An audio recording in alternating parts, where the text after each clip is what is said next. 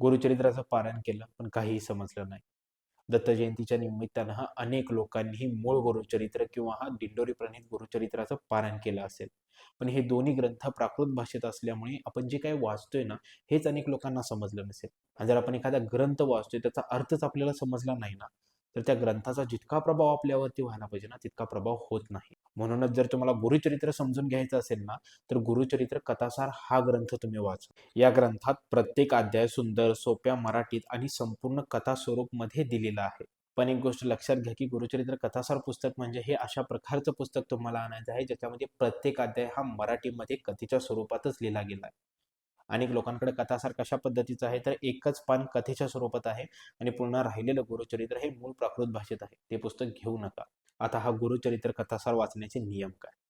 एकच महत्त्वाचा नियम आहे, तो म्हणजे मांसाहार करायचा नाही. नाहीतर हा ग्रंथ तुम्ही कधीही वाचू शकता. यातील कोणताही अध्याय तुम्ही कधीही वाचून तो समजून घेऊ शकता. तसेच हा ग्रंथ स्त्री, पुरुष कोणीही वाचू शकतं. हा पण एक आहे. आता मी सुद्धा या गुरुचरित्र कथासारचंच पारायण करतो.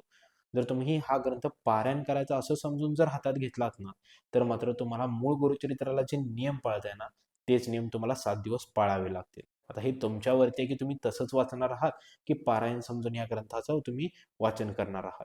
त्यानुसार तुम्हाला नियम पाळावे लागतील. त्यामुळे सर्वांनी ना गुरुचरित्र कथासार हा ग्रंथ कमीत कमी 4 ते 5 वेळा वाचून काढा. त्यानंतरच तुम्ही मूळ गुरुचरित्र वाचायला घ्या, म्हणजे तुम्हाला त्याचा अर्थ ना एकदम इझिली समजून जाईल. आणि जेव्हा आपण गुरुचरित्राचा हा मूळ अर्थ समजतो ना आणि त्यानंतर ना त्याचं आपण मूळ गुरुचरित्राचं वाचन करतो ना, त्यावेळी त्याचा प्रभाव आपल्या आयुष्यावरती खूप जास्त होतो. जर तुम्हाला हे गुरुचरित्र कथासार ग्रंथ हवा असेल ना, तर याची लिंक मी कमेंट बॉक्समध्ये दिलेली आहे. तिथून तुम्ही ऑर्डर करू शकता. श्री स्वामी समर्थ. जय शंकर.